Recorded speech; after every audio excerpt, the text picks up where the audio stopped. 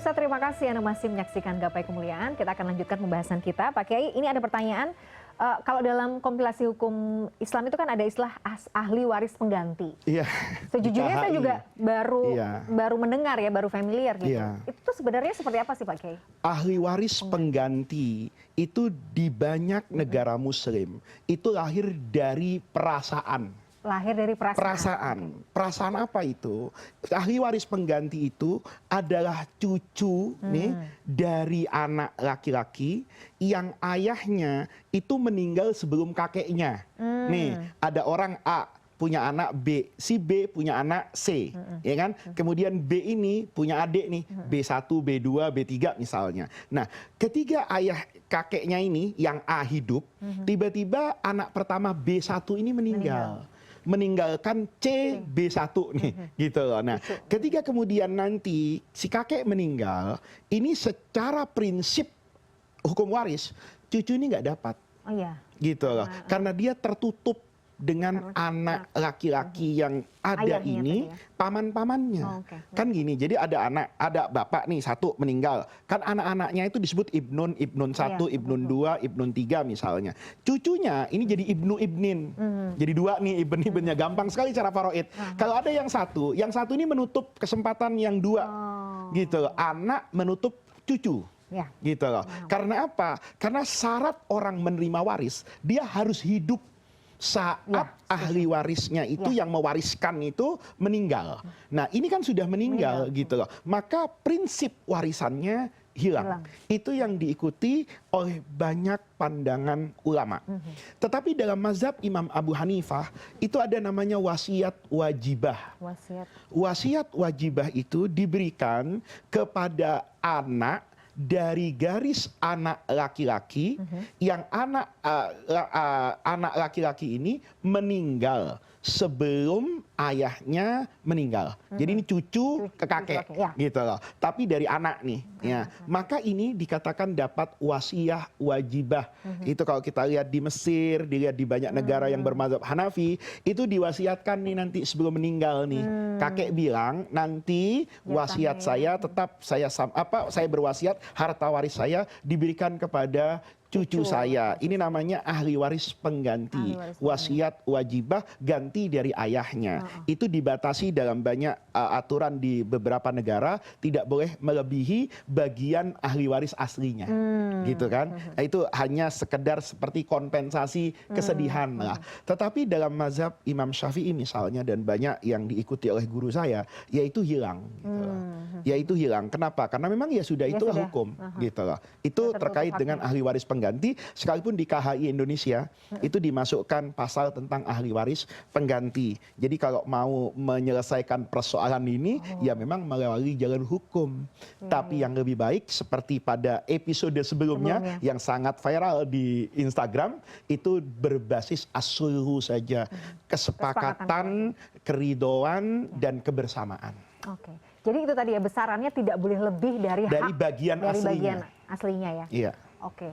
Nah, kalau berarti itu tadi Pak Kiai harus sebisa mungkin ya akan lebih nyaman buat semua kalau itu disepakati bersama di internal keluarga. Ini kan keluarga. perasaan kan, seandainya bapak dia masih hidup kan dapat warisan. Ini karena bapaknya sudah meninggal, cucu melihat ya Allah seandainya bapak masih ada, kan harta kakek juga dapat kita. Nah, kalau mau yang paling bijak, yang seperti ini diselesaikan secara keluargaan, kumpul tuh paman-paman yang 4, bagaimanapun anak-anak ini kan keponakan kita, anaknya kakak atau anaknya adik, ya berikanlah bagian yang menenteramkan mereka, proporsional dan wajar, walaupun tidak sebesar haknya seandainya ayah mereka masih hidup. Oke, tapi itu tadi atas dasar kerelaan dan keridhoan ya Pak Kiai? Dalam mazhab tertentu. Dalam mazhab yang berbeda itu boleh selama diucapkan oleh kakek sebagai wasiatun wajibah. Wasiat yang wajib. Kalau wasiat itu sebenarnya juga tidak boleh lebih dari apa, sepertiga. Oh, 1. Tidak boleh sepertiga, kemudian ada beberapa syarat lagi seperti tidak ingin membahayakan ahli waris. Kalau terjadi persengketaan antara bapak dengan anak, kemudian membawa dendam nih. Kamu kalau begitu, enggak saya kasih warisan. Oh enggak boleh, karena sejatinya harta itu menjadi haknya anak kan. Betul. Nah itu kalau wasiat itu memang harus ada saksi ya Pak Kiai. Tidak bisa kan kadang-kadang saya nggak pernah dengar misalnya, oh kemarin kakek ada wasiat ini, saya nggak pernah dengar misalnya ada yang seperti itu. Beda antara isbat dengan pengamalan. Oke. Jadi kalau terjadi perselisihan memang diminta adanya saksi. Tetapi kalau anak-anak itu merasa bahwa ayah mereka itu tidak pernah berdusta. Ini tergantung keyakinan. Dan ini biasanya itu selama itu benar, wajar, tidak ada mens reanya yang kotor-kotor, itu boleh. Misalnya, tahu betul Bapak setiap di hidupnya itu cinta sama masjid. Atau ada sahabat Bapak yang misalnya berjuang, punya pesantren, misalnya punya sekolah, panti asuhan, Bapak sering banget nyumbang. Tahu-tahu dalam nemu wasiat, dengar kata panti asuhan datang, Bapak berwasiat katanya tanah yang itu untuk pengembangan panti asuhan. Kalau anak-anak itu percaya bahwa memang Bapak seperti itu, bagian dari birrul walidain, itu meneruskan tradisi baik orang tua. Tapi kalau dirasakan ini dimanfaatkan oleh orang yang tidak bertanggung jawab, mintalah prosedur yang ditetapkan oleh hukum agama.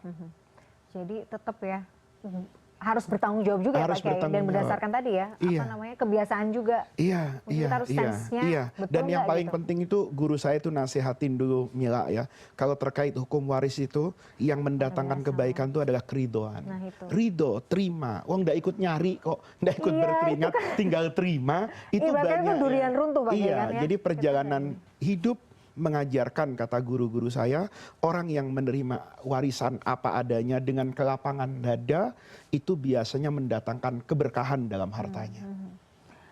Dan sebaliknya Pak Kiai, maksudnya gini Pak Kiai paham betul bahwa hukum waris itu kadang-kadang apa ya, kalau orang Jawa bilangnya itu malati. Kadang kalau ada yang nggak ridho, ada yang nggak apa, itu justru nggak mau berkah sama sekali. Karena ini berkaitan dengan hak adami, hak antar manusia yang tidak mudah diselesaikan. Beda dengan hak kita kepada Allah, hak Allah kepada kita. Itu sederhana aja, istighfar selesai. Tapi kita makan warisan yang bukan hak kita, istighfar sampai hari kiamat. Itu tidak akan menghilangkan dosa hak hubungan dia dengan saudara yang terzalimi itu. Gitu. Jadi berat kan, berat pertanggungjawabannya. Biasakan secara terbuka.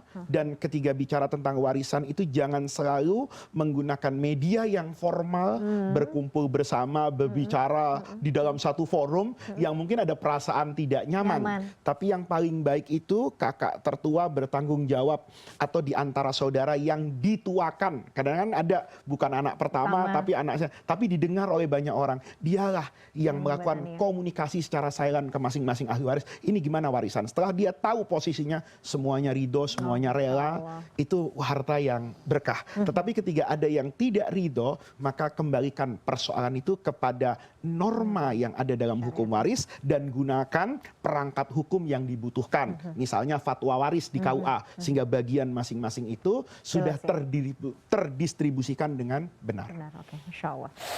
Sangat jelas. Pak Kiai, ini ada pertanyaan berikutnya. Menurut hukum waris, jika seseorang meninggal dunia tanpa meninggalkan ahli waris yang sah berdasarkan garis keturunan atau nasab maupun pernikahan, lalu sebenarnya siapakah yang kemudian berhak menerima harta peninggalannya Pak Kiai? Dalam mazhab Imam Syafi'i misalnya, itu ada dua pandangan. Yang pertama namanya Baitul Malil Muslimin. Baitul Mal itu bendahara negara. Ya, jadi dulu orang yang tidak punya ahli waris, maka hartanya diserahkan untuk negara dan dibagi kemaslahatan umum. Ada pandangan yang mengatakan itu diserahkan kepada Zawil Arham. Jadi dalam ilmu waris, itu ahli waris itu terbagi-bagi klasifikasinya. Ada yang pertama asobah. Asobah ini kuat posisinya, ya, kuat posisinya. Dia mengambil sisa dari harta yang sudah dibagi. Kayak misalnya anak laki-laki. Itu kalau ada orang meninggalkan hanya satu anak laki-laki, maka hartanya jatuh ke laki-laki itu semua. Itu namanya asobah. Itu anak laki-laki, cucu laki-laki dari anak laki-laki, terus ke bawah itu. Ya. Kemudian saudara laki, akhun syakik, ya, saudara sebapak yang laki, itu namanya asobah. Dengan rincian yang pemirsa bisa baca dalam ilmu faraid. Yang kedua ashabul furud. Ini orang yang bagiannya disebutkan di dalam Al-Quran. Kayak misalnya istri, kalau punya anak 1/8, tidak punya anak 1/4. Suami tidak punya anak setengah, kalau punya anak menjadi 1/4. anak perempuan, kalau seorang diri dia dapat separuh. Kalau dia 2 atau lebih dari 2, dia mendapatkan 2/3. Ini namanya ashabul furud. Jadi kalau membagi waris, itu lihat ashabul furud dulu nih, yang ada prosentasinya. Tapi kalau setelah ini mengambil bagian, kayak istri sudah mengambil 1/4, maka sisanya itu biasanya diambil sama asobah. Asobah ini bisa berelaborasi kalau setingkatan. Misalnya anak laki dengan anak perempuan. Anak perempuan kan separoh nih asalnya. Tapi karena di situ ada saudara lakinya, kakak atau adik, dia menjadi asobah nih. Gitu loh. Artinya nanti harta waris menjadi satu kesatuan untuk mereka, yang laki dapat 2 bagian, yang perempuan dapat 1 bagian. Nah, kalau ini semua tidak ada, maka harta warisnya jatuh kepada siapa? Dulu guru saya dalam mazhab Syafi'i itu lebih condong dibagi kepada Baitumalil muslimin, bendahara negara untuk didistribusikan kepentingan umum. Tetapi hari ini guru saya juga itu berbeda pandangan. Kata dia lebih baik dibagi kepada zawil arham. Melihat kondisi pembagian yang boleh jadi akuntabilitasnya itu tidak bisa dipertanggungjawabkan misalnya. Atau tidak ada sarana untuk menerima ini pada catatan bendahara negara dalam kebijakan fiskal misalnya. Maka ini kata guru saya boleh dibagi kepada zawil arham. Zawil arham itu siapa? Zawil arham itu sama dengan asobah sebenarnya. Tapi dari pihak perempuan. Nih, misalnya siapa zawil arham itu? Kalau mayit ini, jenazah ini meninggalkan paman, maka ini paman dari garis ayah. Gitu loh. Bukan paman dari garis ibu. Kalau paman dari garis ibu itu namanya zawil arham.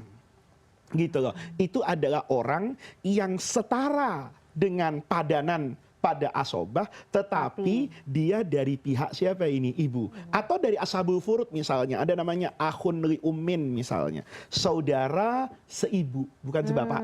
Nah, itu nanti dia tidak seperti akhun li abin. Kalau akhun li abin itu namanya bisa jadi asobah. Akhun li ummin bisa jadi ashabul furud. Ini kan sebenarnya padanan. Yang dari perempuan itu selalu bagiannya itu kalah Mila pada kondisi umum. Maka di sini yang namanya zawil arham itu selalu yang dari garis ibu. Gitu loh. Jadi intinya sebenarnya prioritas tetap dari garis ayah ya Pak? Iya, itu yang haknya. Tapi ini kan bicara tidak ada ahli waris. Kan? Tidak ada ahli waris itu dari garis laki-laki. Itu tadi yang kemudian disebut asobah, ashabul furud, pindah kepada zawil arham. Oke, paham. Tapi ini perlu dielaborasi lagi, jadi harus dicatat. Kalau enggak nanti menguap begitu saja. Iya. Dan saya mungkin juga menganjurkan kepada para pemirsa untuk juga merujuk ya perundang-undangan, dan itu bisa ditanyakan dengan mudah kok di penyuluh agama, di KUA, itu tabelnya ada hukum pastinya ada, ya tinggal kita mengikuti itu. Kalau tidak puas, ya bandingnya sama kiai. Second opinion dari mazhab yang berbeda, kemudian dirembukkan secara utuh dengan keluarga, dan itu kemudian dibagi secara bersama-sama. Jadi jangan atas pemahaman sendiri. Sekarang mudah, tinggal datang ke KUA ya Pak Kiai untuk kemudian mencari tahu bagaimana pembagian yang sesuai gitu ya. Baik, menarik sekali, kita jeda dulu. Nanti ada juga pertanyaan yang perlu dijawab Pak Kiai. Pemirsa jangan kemana-mana, Gapai Kemuliaan masih akan kembali setelah yang satu ini.